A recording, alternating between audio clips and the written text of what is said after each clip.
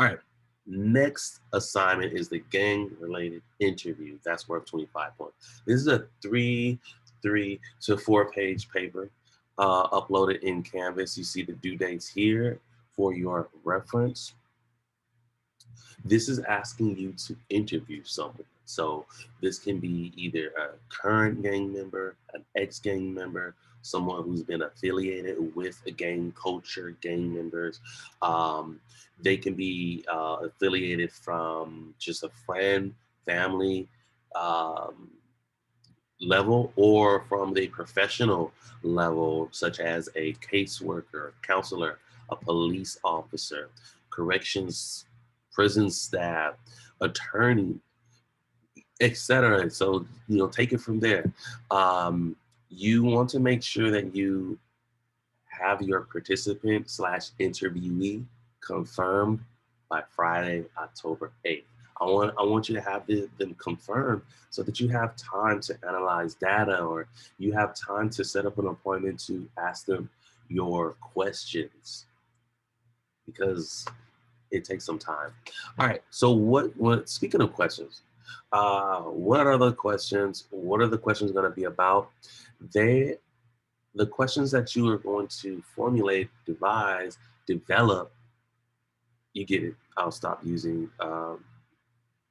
synonyms, is going to be guided from by one of the topics in our weekly discussions. So anything that stood out to you, one or two topics from the course material, so that topic is going to guide your 6 to 8 open-ended interview questions. All right, so just a quick little definition on open-ended interview questions. If you ever did an interview assignment and a professor or a teacher, instructor asked for open-ended interview questions, these are questions that start off with what, how, why, where, right? So those questions that start off with what, why, or how, have you, will you, have you, um, how have you done this, or how did you feel when, or where did you go? Those questions warrant a open response. Those are the questions that warrant a open and wide and in-depth response from your participant. A participant can't say answer yes or no to an open-ended question. For example, um, how did you feel when such and such did this to you in that situation?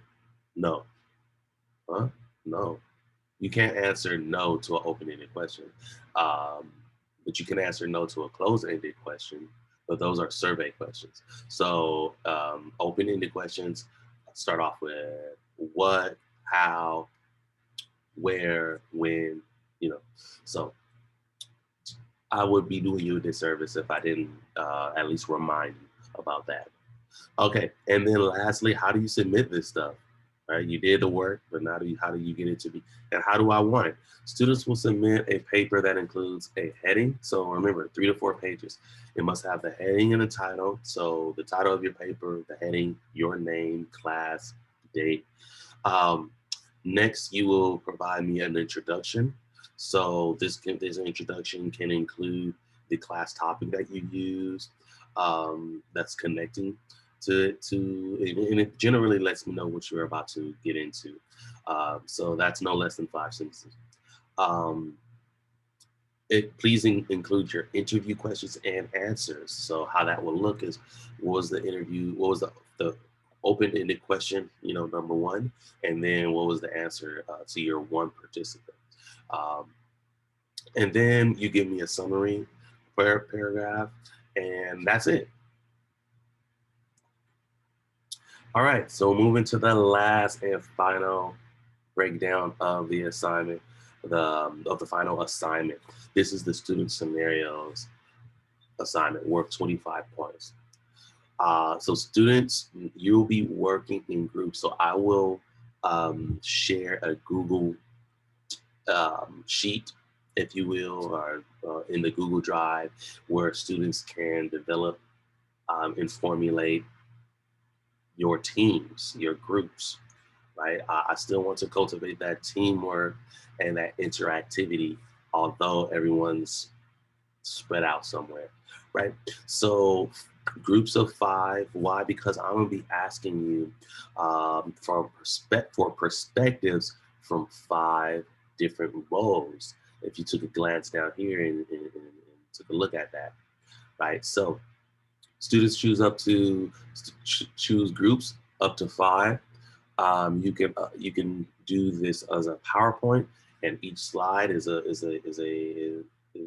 role, and each slide a student is responsible for providing the perspectives below, and this can be I'll say 10 to 15 minutes, because realistically I know that there can be more information that you provide to me. Okay, so as a group, you will create a general or specific gang-related problem and discuss its solution from the following perspectives. Each student will assume one of these roles of your choice.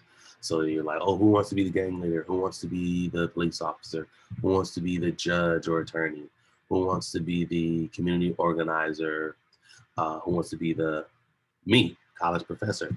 And each one of these roles are providing a solution to the problem from the perspective of this role, of each one of these roles. So what would a gang member that is, change their life and is about um, forming truces in the neighborhood, is about actually building back up the neighborhood. What solution would a gang member have to this problem, right? Or just an active gang member who just says, "Hey, this is a brotherhood, and we don't want to harm anyone. We just want to protect our each other." So you might have a situation like that, and a gang leader in that PowerPoint slide will provide their solution, right? All right, so number 3, students will complete this assignment in the following format: introduce the scenario and the problem, provide a conscientious and empathetic solution from each perspective, right? So a very thoughtful, a very empathetic, you're able to put yourself in the imagination of each one of these roles. That's what conscientious and empathetic.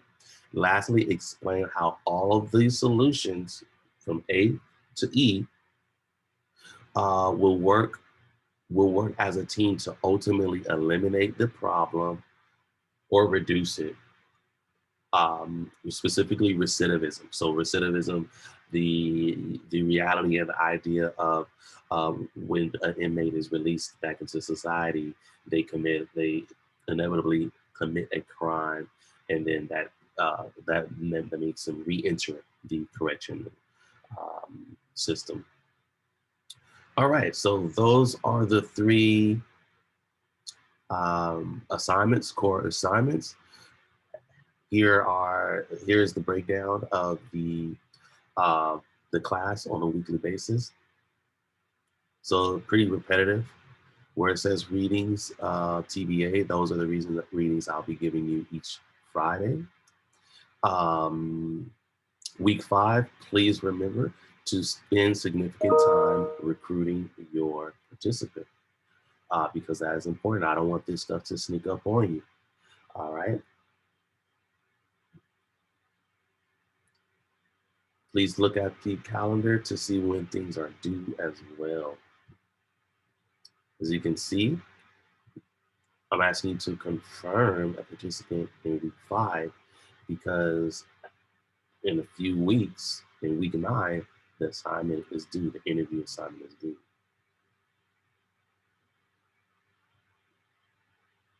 And then the third assignment is due, which is the PowerPoint of the student scenario.